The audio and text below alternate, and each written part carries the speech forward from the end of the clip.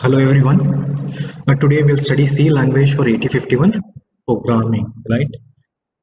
Here I will just give an introduction to how C language could be used for 8051 programming, right? Some of the basics of C language. I'll give an introduction to that, right? We'll cover, if you see, these are the textbooks which I've referred for to prepare the content, and also I referred this book, right? Everyone knows about this one, Dennis Ritchie book, right? I've used this one whenever I have any issues with C language or something. I just go back to this book and turn the pages and see how. Like normally, since we hardly use a C language, there is all possibility that you go back and refer, so that you always keep this book with you, so that it is going to help you a lot, right? The contents of this session is we'll understand what is an embedded system, right? Right? What is the definition of an embedded system? What are the characteristics of an embedded system and examples related to embedded system?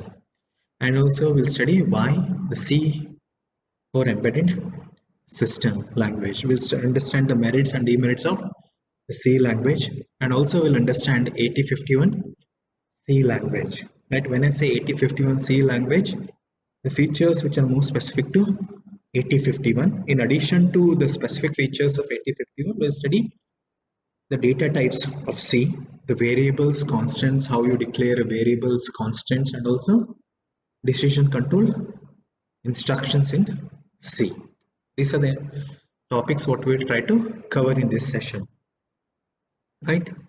First, what is an embedded system? An embedded systems are devices made from combinations of computer hardware and software programmed for a fixed and dedicated application. What do you mean? If you see this embedded system what we have, it is a combination of both hardware and software. When I say hardware, what you understand by hardware, it could be a processor, microprocessor, microcontroller, it could be any digital signal processors, it could be any complex, right, programmable device, or it could be a field programmable gate array, right?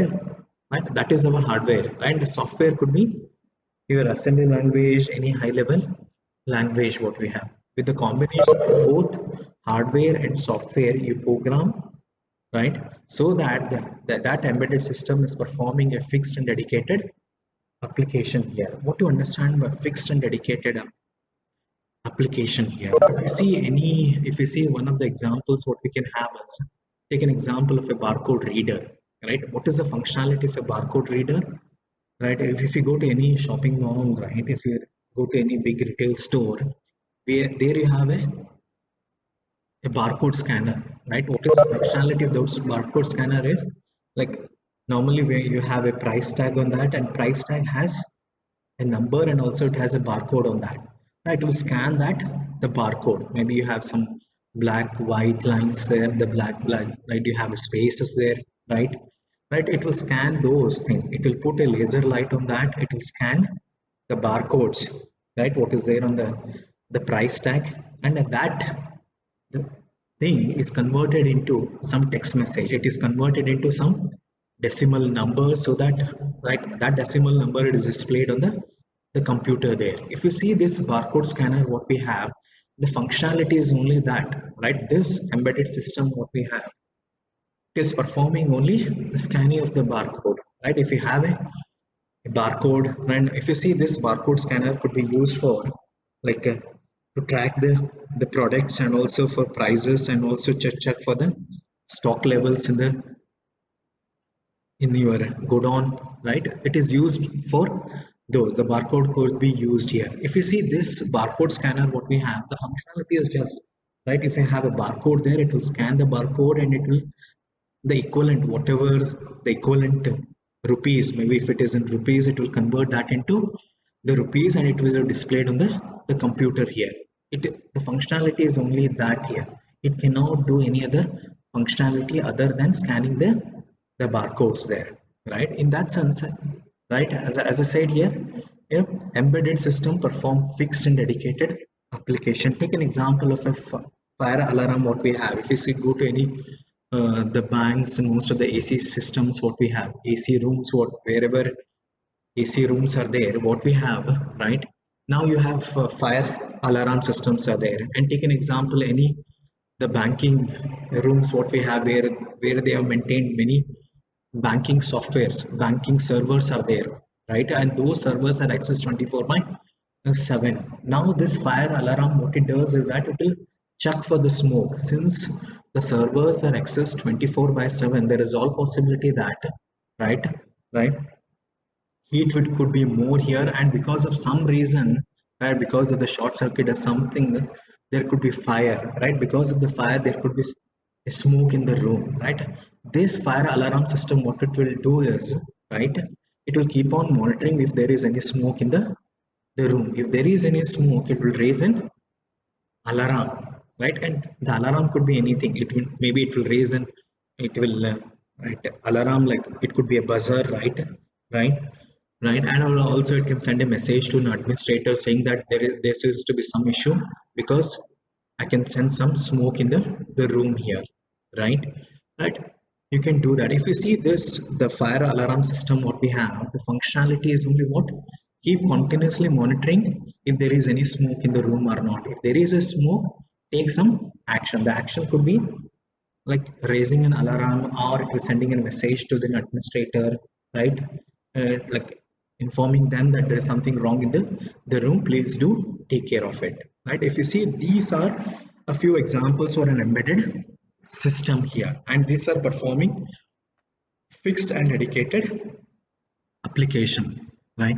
And also these embedded system may be part or implanted into larger system or a specific part of an application or a product, like often a consumer product what we have. In the sense, the embedded system could be a standalone system, or there could be multiple embedded systems which are implanted into a larger system there, right? Now, if you see, like I'll emphasize this one in the next slides. If you see, what are the key characteristics of an embedded system? They are designed to perform specific or limited task here, right? The embedded system have a specific task or a limited task. We saw example for barcode scanner and fire alarm system. If you see these systems what we have, it will only, the barcode scanner will only scan the barcodes there, right? And what is the functionality of a fire alarm system what we have, right? It will continuously monitoring the room if there is any smoke. If there is any smoke, alert the system admin or raise an alarm there, right? Embedded systems have specific or limited task, right, which will perform fixed and dedicated application there, right? This is one of the characteristics of an embedded system. And also, if you see the second characteristics, they are tightly constrained with respect to power consumption, size, design, testing, and manufacturing cost here. When I say tightly constrained, in the sense, if, like, if I want to have any product into the market, now I should know what is the market, what is the scope for that product. If there are many people who are want to buy this product, right, want to buy this product, and there are multiple, and there are many products from different vendors, right? The same products are there in the market from different manufacturers there, right? How is my product different from them, right? If you see the most thing, take an example of an mobiles, right? There are many manufacturers what we have, right? There are many companies who are manufacturing the mobiles there, right? And if you see the, whenever, if I want to buy any embedded system, any mobile there, what the first thing you do, you go and check for the price. What is the price of that? And with this price range, what are the features I'm getting that mobile phone, right? What is the GB? 4 GB, 8 GB, 16 GB, right? Do have a front camera, rear camera, right? What are the other features? Like these things, what you look, and you expect that if all these features are there at the end, what the customer looks for, what is the price for that? And the whichever company with all these features comes with a less price, what will happen? Normally, the tendency is the customer will go for those product because the cost is less for that. So that now, if you see, when I say that one, right? In the sense, when I say tightly constrained with respect to power consumption, size, design, testing, and manufacturing cost here, right? Now, what is the time for market? When I say manufacturing cost, what we have it, right? What is the time for market? Whether is it possible for me to launch this product in a month? Is right? Do we have any other product so that we can modify a little bit to that and we can go into the market? What is the cost associated with that? Is that we need to invest huge for engineers to train on that, maybe for embedded programming a specific uh, skills there, right? Right, maybe for 3 or 6 months engineers are trained on that. After that, start coding of that, right? And the testing will take an example for 1 more 6 months, so that by the time the product so, comes into the market, it is 1.5 years, right? There is already, right, whether do have a scope till for 1.5 years, right? Whether this product will be still be in demand for 1.5 years. Is it worth enough to invest this much of an amount for this product, right? And also, if you see, the most of the handheld device have the batteries there, right? How efficient is my system with respect to power, right? We say that uh, the talk time battery is this one, we say that standby time is this one, right? Normally we see that battery also, right? Whether I can take this devices outside, whether it can work for 1 day 2 days, right, without any power supply to that, whether the battery has that much of capacity, right? Like, these things are very tightly constrained on, also the size. And also nowadays what we have, all are becoming miniaturized. The devices are becoming small and small with this small die size what we have, the silicon on chip what we have, and the most of the features are provided on that, right? Right. That's the reason when we have an embedded system, we need to look into all those, the constraint. What is the power consumption here? What is the size here? Design, testing time, and manufacturing cost here. Taking everything into consideration, we need to see which hardware devices to use, right? And what is the manufacturing cost, design, testing, like all these costs are in, because when you have an engineer working on that, you need to pay for that engineer, right? That at the end of the day, right, if the product, if you, for the product to come in the market, right, the product cost is too much, but at the end of the day, there is hardly any scope in the market. There is hardly any customers who will buy that product. Is it worth enough to invest that much of money, to come with that product there? That all those things, questions what we should have in mind while coming with an embedded system. That's a reason when I say embedded system, all these features are tightly constrained there, right? And one of the key characteristics of embedded system is they guarantee the response to events and completion of tasks within specified time here. Like if you see this one, this is for a real-time system. We say that the real-time, mostly all the real-time systems are embedded systems, but not all embedded systems are real-time systems. In the sense, here we expect the response time. We define something as a time constraint.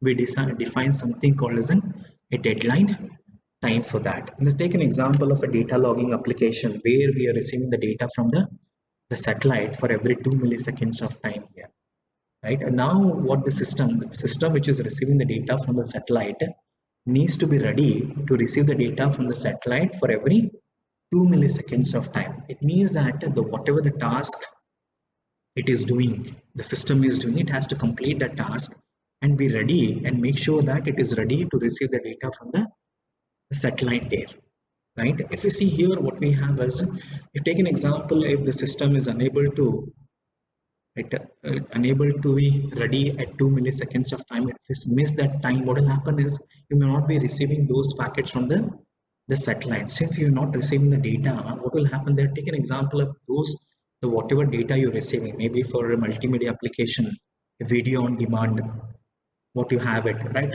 A live match, what is happening, a live show which is happening there, and you're receiving the data here. Now what is happening, if take an example, if those system is unable to receive the data continuously from the satellite, there is all possibility that if you lose, sometimes what will happen is that you lose the packet. There is all possibility that you know, your image at the end, take an example, the output of that system what we have when we receive the data, it is a TV what we have, and maybe you're unable to see that live telecast clearly because you lost some of the packets there, right? Because you lost the data because the system is unable to receive the data from the satellite there, right? There could be all possibility. And here, in that sense, the response time, the time constraint, and the deadline time what we have, this is very important here, right? Let's take an example. If you go to any ATM machine, what we have normally, what you do when you go to an ATM machine, you insert the card there, right? There is a lot of backend things which will happen there, right? It will check whether it's an authenticate card or not, right? It will check all those things. After that, it will prompt you that enter the PIN, right?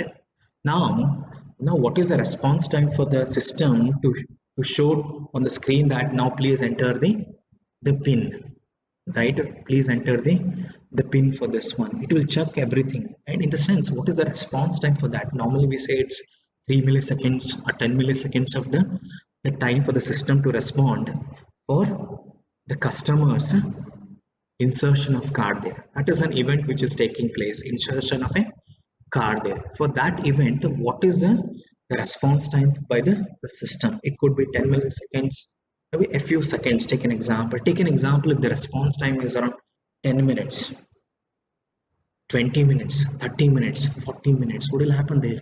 Right? Do we have the patience really to wait for 10 minutes, 20 minutes because of some network issue?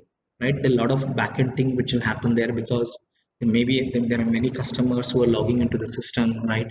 There is no socket which is created for this user request, right? There are many things which are happening in the background, and because of some reason the system is not responding and it is taking a long time to cater to the user here, right? Now what you say here, right? It means that if your system is taking long time to respond, it means that do you really have the patience for that one to wait for 10 minutes, 20 minutes, 30 minutes, 40 minutes there?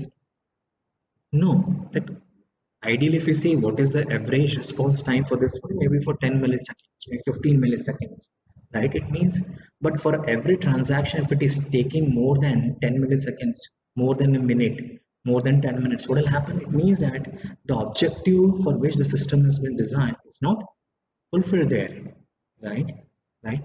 If you see one of the, that's the reason I say here, the response to the events what we have, like whenever the events takes place, the system, your embedded system should respond to that event. Take an example, I said of the fire alarm system what we have, and whenever that system detects an alarm, detects a smoke there, take an example, it has immediately should raise an alarm, right, saying that there is smoke in the room, please make sure that all the people go out of the building, right? It has to make some kind of announcement there, right? Take an example that if the system is not responding to the smoke, and the smoke in the room is increasing like anything, right? And because of the smoke there could be fire in the room, and then still the system is not responding, then whether the whatever the embedded system what you have put there, the fire alarm system, whether it is fulfilling that requirement there. No, it is not, because here the response time is what, maybe few milliseconds what we have, right? Within few milliseconds, it has to alert the system admin, or it has to raise an alarm there, right? That is a requirement what we have, right? It has to respond within the given time constraint. If you're taking 1 hour, 2 hours, after one day, what will happen there?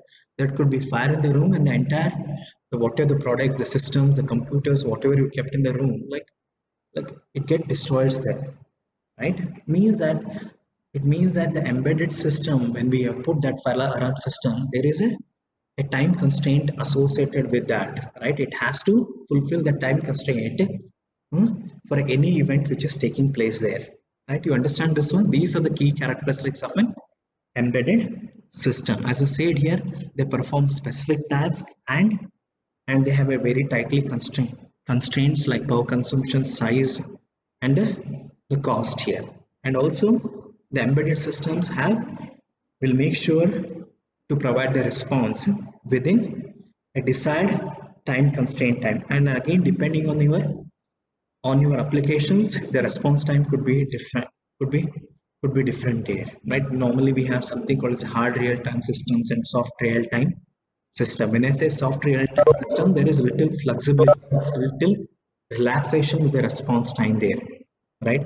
And if we don't meet the time constraint, there is a degradation in the performance of the system. But when it comes to hard real-time system, when I say the time constraint is there, it means it has to meet that time constraint. It has to meet that deadline time. If it does not meet the deadline time, what will happen? There could be some huge issues there, right? Right. Take an example of a avionics systems what we have, where we are trying to fire an air-to-air missile there. Right. The target is fixed, the distance is fixed, everything is fixed. And when you press the button, take an example that rather than taking a time, maybe some 10 milliseconds of time, it will go and hit the target. Rather than taking 10 milliseconds, if it takes more than that time, there is all possibility that rather than hitting the actual target, it may go and hit some other target which is there in the civilian place. It means that could be huge civilian loss there, right? Right here, this kind of avionics systems where we have there, we call it as a hard real-time systems. When I say the response time, the time constraint, it means if it is 10 milliseconds, in 10 milliseconds exactly it has to go and hit the target there, right? Right. This is what I said about the to guarantee the response to the events and completion of task within the specified time there. Right. And if we see what are the examples, since we know the characteristics of an embedded system, and what are the examples we can have for this one, we can have washing machines, microwave oven, digital clock, fax machines, and cell phones, and there could be many embedded systems there. Right? If you see this as an example for a washing machine, in this washing machine, if you see this one, we have a processor, we have RAM, we have ROM here, right? Right. And also there is a software which is embedded into the ROM, and also we have output devices, input devices like buttons, output devices like display, and the motor here, right? When I say embedded system, it is a combination of both hardware and software. How do you program those processors, right? Processors so that you can accomplish your task here. And one more other examples for an embedded system could be car. If you see this car, what we have, there are many embedded systems in this one, right? If you see this one, what we have, right? If you see, I said the device may be part or implanted into larger system, right? If you see this one, what we have, right? If you see this barcode reader or file around system, there are standalone systems what we have. It is only performing one task. But if you see a car, right, a smart car, if I want to call this one smart car, there are many embedded systems into that, right? It could be like if it is having anti-lock braking system, it is having temperature monitoring system, automatic climate control system is implanted in that, the tire pressure monitoring system is there, oil engine level monitoring system. Like there are many embedded systems which are included in this car, so that now this becomes a smart car here, right? Now this is also one of the examples for an embedded system here, right?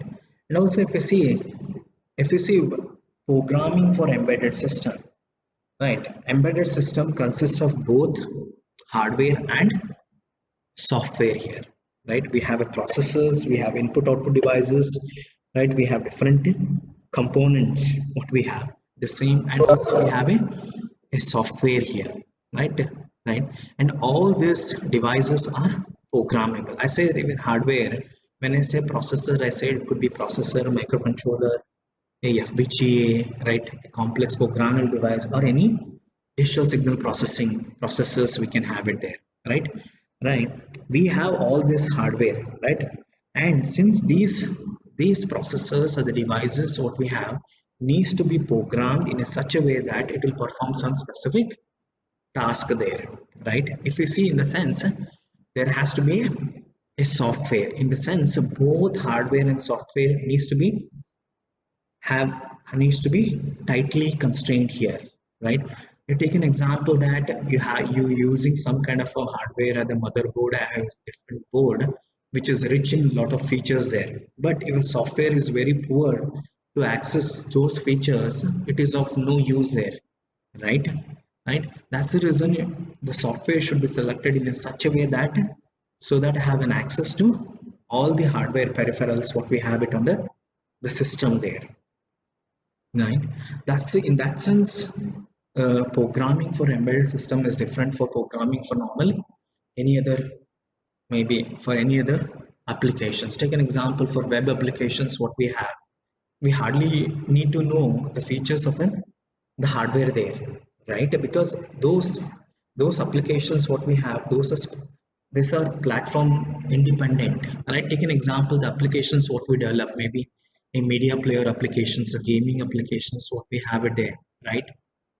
Like something like those applications what we have, those applications you can go and install it on any of the computers or any of the systems there. It is not which is more specific to the hardware there, right? Writing a program or software for that does not need much of the underlying, the internal architecture of the processors. But when it comes to embedded system, you should know the internal architecture of those processors or the hardware of the board what you have, and you should, the software should be able to have access to those peripheral devices, to the access to the processors, RAM, ROM, right? Right, so that you can directly have control on that, you can modify the data and can read the data from those peripherals there. In that sense, the embedded system programming is a little different from other applications, right? Where we don't have, where there is no platform dependency.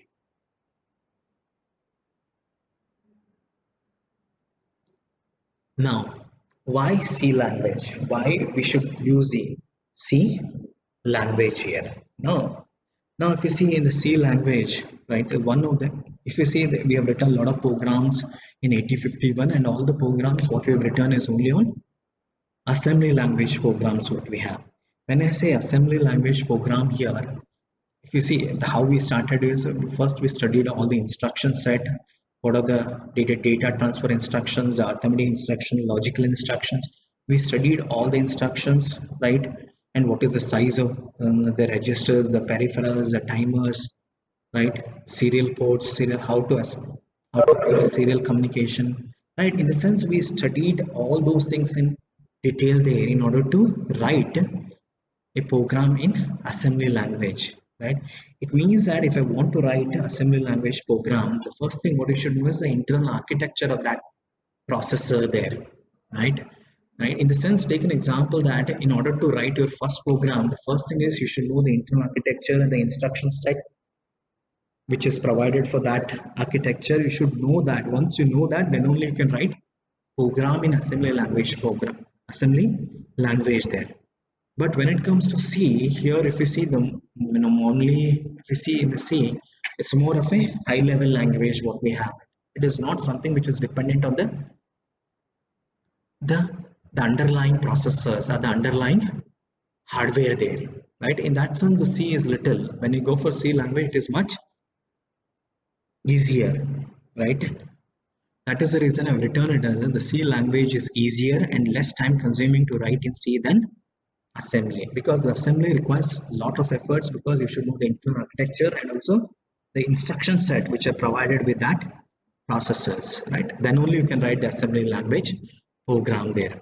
And also the C is easier to modify and update. It means it is ease of implementation and maintenance there. Take an example, the assembly code you have written it, right? And you found that after some time you found that there is some bug which is there in assembly language code. And take an example that a engineer, maybe the engineer who was working on that one, it has moved to some other company, and some other engineer is now is looking at that code and looking at that bug now, right? Now he does not have any knowledge on that assembly code, how the instruction works. He does not have any knowledge on the internal architecture of that processor. Now it will be very difficult for him to identify the bug there, how the program is working. First thing is he may not be understanding how the assembly language code is working there, right? And once if you know what is the functionality of that code, then only he can fix the bug there, right? In that sense, the debugging, right, identifying the bugging and fixing those bugs is a little tricky when it comes to assembly language program. But C is little, as I said here, it is not something which is platform specific here. And as I said, the C language is like English language, right? Right. If you see the most of the keywords what we have, those are English words what we have, and if you know the vocabulary of those English words, the keywords what we have, maybe the decision control statements what we have it, maybe for loop, while loop, do while loop, if else, nested if you know the just what is if else, switch, go to a break and continue, return, if you know those, the meaning itself, it is easy for you to understand that program, right? Any program which is written in C, it is easy for us to really debug that code because it follows that of an English format, right? In that sense, it is easy for us to modify and update. And as I said here, the C code is portable. When I say portable in the sense, like maybe the C code now it is working on 8051 microcontroller. After that, in the market, there is one more processor microcontroller in the market, and now I need to run that the same code on some other processors. Now this C code, whatever we have it here, maybe with little modifications, we can put the code to run on that processor. It is not dependent on the hardware, underlying hardware of the processor what we have it there. The C language is portable, and I said it is readable, right? As I said, it follows the English language format, right? If you know the vocabulary of those keywords what we have it, you can easily understand the code, right? And that's the reason the C is the most preferred language for embedded systems, right? And that's the reason if you see the most, if you go to any embedded system, developers here they write the code in C language because we don't know the code what you're writing, whether it will run only on this processor or any other processor. It could run on any of the processors, right? They can get this software, right, burn into the flash, and they can use that product there, right? If you see in the most embedded system, if you want to be a successful embedded system developer something, you should know C language thoroughly. And how you can learn the language C thoroughly? Just by practice. There is no other way, right? You need to keep on writing the programs, right? And if you still have any doubts, as I said here, go and refer the Dennis Ritchie book, right? Refer that book and come back again, write the program. And once you get used to that, what will happen since you get habituated to that, and you don't know, you no more need to refer the textbook because your day to life you're using that language there. As I said here, you need to be expert in C. You need to work on that. Keep on writing programs in C language, right? And why not C language, right? When I say why not C language, what is the advantage of assembly language here? If you see this one, what we have, the program, if I write C language, the programmer has less control and less ability to directly interact with the hardware, right? When it comes to assembly language, as I said here, right, we have more control on the different hardwares or the peripheral devices what we have, maybe the interrupt, serial communication, timers, we have more control on that, right? But when it comes to C language, we have less control on those devices we have. And also this, as the C language generally generates larger machine code, right? It generates larger machine codes. In the sense, when I say larger machine codes, it generates larger hex file, right? If see that whenever we write the code, what we do, we generate an hex file. That hex file is nothing but our machine code, which has zeros and ones. Only the machines can understand it, right? But if I write the same code using C, there is all possibility that the machine code what we generate is more as compared to the code which is generated because of the assembly code.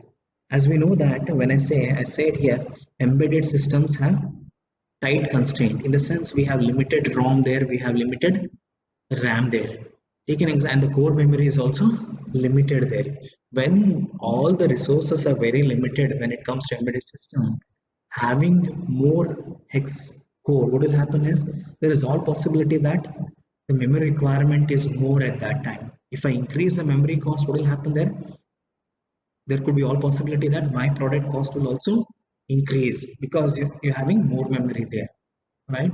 That's the reason you should make sure that, right, how to reduce the size there, how to reduce the memory requirement, how to reduce the power consumption, right? Since we have all those tight constraint there, right? That's the reason the assembly language is preferred in those where you actually think that yes, the assembly is the best choice, right? You can go for assembly language there, or more or less we use the C language for embedded system, right? To understand the advantages of C language, right? The merits of the assembly language, or the demerits of the C language here. See here one of the examples. If you see, we already studied the timer programming. We return assembly language program, right? Now what we have now this code is generating some time delay, right? With this initial value, what we have, right? Zeros. What we have is FE 0C. What we have, and the timer T mode register is having a value of 1 here, right? All the code what we have needs to be written in the main function what we have. Now the timer 1 is selected to operate in mode 1 with this initial counts, and with this initial counts we generate the delay, right? What we have, TLO 0 is equal to this one, TRO, this will start the timer, right? Since it is timer 0, it will start the timer. It is equivalent to what we set B TR 0 instruction what we have, while TFO 0 is not equal to 1, right? You keep on monitoring the overflow flag there, right? Whether the overflow flag is set or not. When the overflow flag will be set, right, whenever it reaches a maximum count value. What was the maximum count value? We can have it in mode 1. I said 65,536 number of counts. Whenever it reaches that, it will reset, right? Reset to the value 0 0, and it will raise the overflow flag, right? When it is sets the overflow flag, it will come to the next instruction, TRO 0. Now I will stop the timer 0, and also I will clear the overflow flag, right? If you see, this is what we have, and port bit is not equal to P1 0. Now the bit 0 what we have for the port 1, I'll complement that one. How do you do this one? Using this operator, the unary operators what we have in C here, right? The same code, right? Now you have written using C language, and also you have seen the code which is written in assembly language. You can just to have a comparison with that. If you see, the assembly version takes, right, if I write the same code in assembly, it will take 83 bytes, while that of the C version requires 149 bytes. It means that an increase of 79.5% here. It means that, right, the hex code what we generating is 79.5% larger than if I write it in assembly language here, right? And that is one of the drawback what we have with the C language there.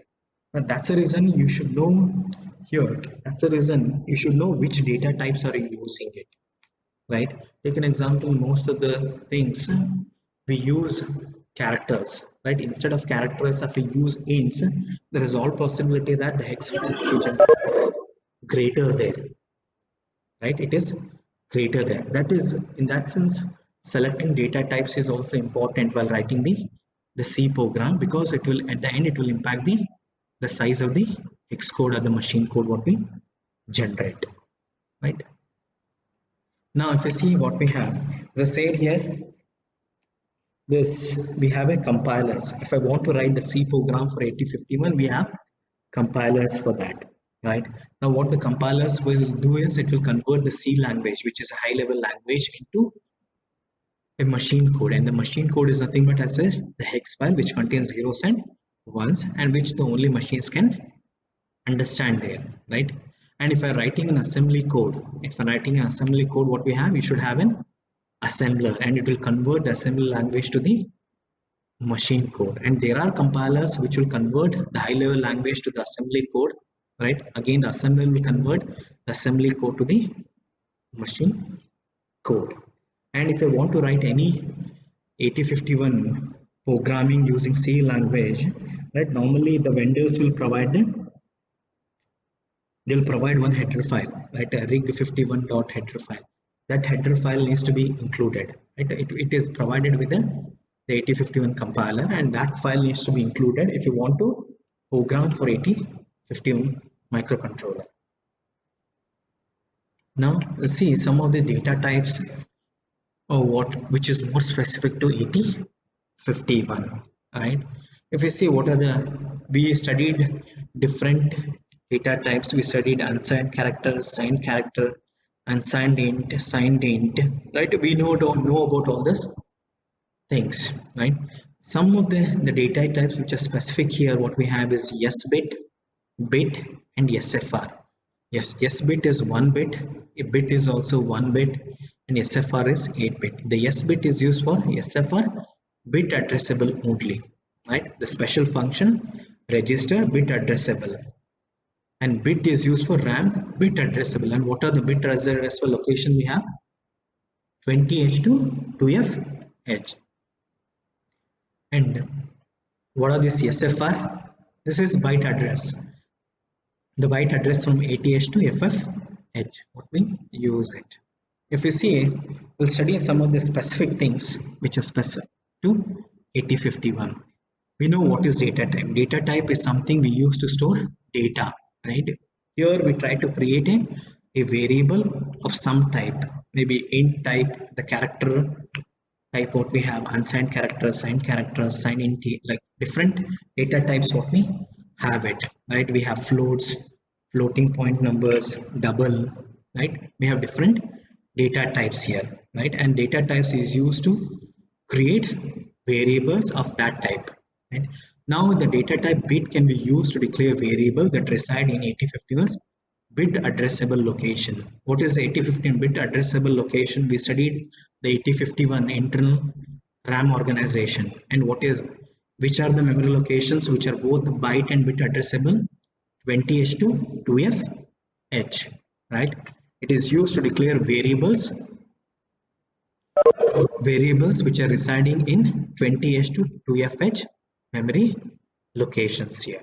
And these are bit addresses what we have it in 2H to 2FH, we have 00H to 7FH there, right? Here bit flag is equal to 0 here, right? Declares a bit variable called flag, initialize it to 0, right? If you see any C program, what we have is, right, in the main function we write the code. If you want to execute, it has to be in the main code, right? And the other functions are called through that main function, right? The first thing is that before we declaring any, like using any of the variables, you need to declare those variables, and if possible we can initialize those variables also. Now here I'm declaring a variable called flag of which data type? Bit, and also I'm initializing this variable flag with the initialization value of 0 there, right? And also the data type yes bit is normally used to declare 1 bit variable that reside in the special function register. This is for yes bit is used to declare 1 bit variable that reside in the special function register. How do you declare this one? Yes bit p is equal to 0xd0 here, right? Now if you see this one, what we have, a yes bit p is equal to 0xd0, what we have it. Now I'm declaring a variable p of type yes bit, and which is having the address 0xd0, and this is an address of one of the special function registers we have, right? In yes bit declaration, it indicates what address the yes bit variable resides in, while in bit declaration it is used to specify the initial value of the bit variable, right? If you can see here in yes bit, the variable is holding the address what we have it in special function registers from 80H to what we had, right, FFH, right?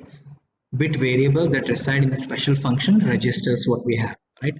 The special function, we know that most of special function registers are also bit addressable, right? We know that the PSW what we have, the TCON registers what we have, all are bit addressable, right? Here in yes bit we specify the address of that bits of a special function register here. The S bit P is equal to 0x D0. When I say D0, it will point to the least significant bit of that special function register.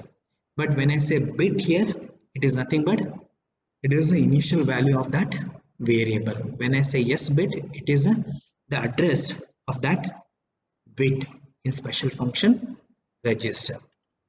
Right? While S-bit data type is used for bit addressable SFR, to access the entire SFR register, what we use a byte size SFR registers. We use a data type SFR, right? SFR PSW is equal to 0xD0. So that now we know that what is the D0? It is nothing but the address of the program status word special function register. Similarly, for what we have, this is interrupt enable special function register 0xA8 here, right? And also similar to the S bit is only for a bit addressable of a SFR, and SFR is for to access the address of the entire special function register here. This is PSW, which is an 8-bit register, the entire register what we have it, right? And in order to access 16-bit SFR, what we have 16-bit SFR, we know it is DPTR, right? Data pointer register. SFR 16 DPTR, this is equal to 0x82. We know that DPTR by itself does not have an address. It is made up of two 8-bit registers, DPL and DPH. And DPL is having an address of what? 82. Right? Everyone understood this one? Right? S bit is used for bit addressable SFR, and SFR is used for byte addressable SFR, and SFR 16 is used for to access the 16-bit special function register, and one of the 16-bit register what we have is DPTR, data pointer, and these will specify the address of that special function registers here. In bit, we specify what here? We specify the bit there. And if you see, as I say here, if I want to write the C program for 8051, the 8051 compiler will provide this file, which we call it as a rig51.h, which is an header file, and all these header files have the address associated with that. Here if you see SFR P0 is equal to 0x80. This is port 0 and address associated with that is 80. Similarly port 1 90, port 2 A0, P3, the port 3 what we have, the address associated with that is B0 here, right? All the special function registers we have stack pointer, accumulator, PSW, we have timer control registers, we have timer mode registers, we have serial buffers what we have it, interrupt what we have, right? All these addresses are specified. It means, as I said here, it includes individual flag, status, control bits and bit addressable SFRs, right? All these are included in this rig51.h. It means that if I want to program any of the ports, if I want to use any of the timers, if I want to do any serial communication, what I need to do, I need to include this file, include rig51.header file, and I can directly use this variables P1, right? Any value I want to send to this ports, I can directly call by this name P0, P1, P2, P3 rather than this address, right? Because it is already mentioned in the rig51.include file there, right? This is something similar to what we have, something like studio.h, right? We say that standard input output header file what we have it, right? If I want to perform any input, want to receive the data from the keyboard, that is our input, and it will do some processing and it will display the data onto the monitor or the screen, right? The response has to be displayed on the output device what we have. So that this standard.h what we have something called as a scanf functions, printf functions. Whatever the scanf will take the inputs from the user and the printf will display the output on the screen there, right? All those standard functions are provided in that studio.h header file, right? That's the reason we need to include that file if I'm using those functions printf and scanf. Similarly, if I'm using these ports, right, and if I'm working with this any one of these special function registers there, I need to include rig51.h there, right? These are the contents of the rig51.header file here, right? And also we know about the unsigned char. Unsigned char is an 8-bit data type in the range 0 to 255 here, right? And C compiler use the signed char as default if you do not put the keyword as unsigned. If you see, I've just mentioned as char z. Right now, what it does is the compiler thinks that it is by default it is signed character here, so that the signed character range is from what we have plus 127 to minus 128 there. And take an example here what we are using, right? And if I just mention char z here, and by default it will take it as a signed character, and if your z is less than or equal to 255, do we really get 255 here? No, because since you are not mentioned unsigned, the range is only from plus 127 to minus 128 here. And you should be really careful with how you use the data types there, right? By default, it is a signed characters. If I want to use unsigned character, you need to explicitly specify it while creating the variable. Now I'm creating a variable of character z, right? This is the name of the variable and it is of unsigned character data type. And similarly, we have a signed character and it is an 8-bit data type, minus 128 to plus 127. We know this, we discussed about the signed, unsigned characters, different data types, right? Now what we have, now where to use the signed characters. I take an example, I want to write an 8051C program to send values minus 4 to plus 4 to port 1 here, right? Now have include rig51.h. Since I'm using port 1 here, I need to use a rig51.h, and I need to write the code in main function void main void. We know this void function. What is this void here?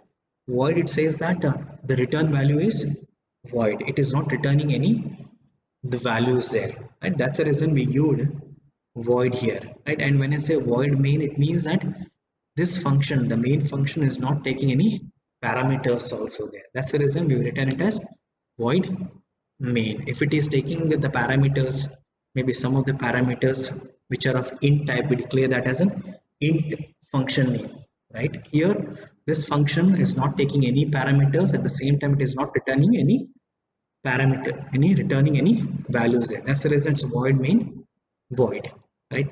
Next I will declare in an array. The variable name is my name of type what? Char. And as I said here, I'm just declaring char because by default it is signed char there, signed char. So that what we have now, this array is having the values plus 1 to plus 1, minus 1 2 minus 1, we have it minus 4 to 4. You can have those values here, right? So that now unsigned char z. Now declare one more variable of type unsigned char. The variable name is z. What we have for a z is equal to 0, z is less than or equal to 8, z plus was. We studied this one, right? The loop statements for while, do while, right? This is a initialization what we have, this is a testing condition what we have, and this is the increment what we do it. We can have pre-increment or post-increment, right? Now when z is 0, z is less than or equal to 8, comma z plus plus, right? So that now what we'll have, now I'll put the variable plus 1 into p1. After that minus 1 plus 2 minus 2 plus 3 minus 3 plus 4 minus 4, what we have that is given to the port 1 there, right? And unsigned int what we have is 16-bit data type what we have. The range is what we have 65530 to 65535 here, right? And this could be used whenever we need the values more than 256, or else if it need less than 256 we can use the char there, right? And that's what I said here, the data types plays an important role in the size of the hex file at the machine code what we generate, right? The wherever possible, try to use the character data type rather than the int. If I use the int, there is all possibility that you generate a larger hex file there, right? The one way is selecting the proper data type to reduce the size of the machine code here, right? Now again you can see you can use this one to toggle port 1 p1 dot 50,000. These are some of the examples what we discussed. We already discussed this with respect to assembly. Now we have the same code which is written in C. Right now, since I need to toggle the P1 port here, I use rig51.h there, right? And this has to be toggled how many times? 500 times what we have it. When it is 0, my bit is 0. After that, it is 1 again. 1 which is less than 50,000, again this bit will toggle, right? And also we studied the variables and constants in C, right? The traditional C practice is to use lowercase for variable name and uppercase for symbolic constant. We studied variable names. The variables should start with an alphabet or underscore what we said, right?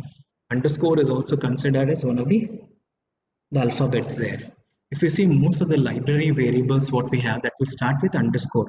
But if I'm writing as a programmer, if I want to create a variable, what I do? I use alphabet rather than an underscore, and it has to be lowercase. And the variable name should be selected in such a way that what that variable is doing, right? Right? What is the function of that variable? Right? Since we know the what is the function where the variable will be used, what is the purpose of that variable, accordingly you give the name as the name of the variables there, right? And for the constant, as I said, the uppercase should be used for symbolic constant. And which is the keyword which is used to create the constant? Const, C-O-N-S-T. You can use that const keyword to create a constant. We saw that we created a constant called as pi, right? In uppercase we written as a pi, and what is the value associated with that one? 3.14, right? We declared the constants there, right? We created a constant and also we created the variable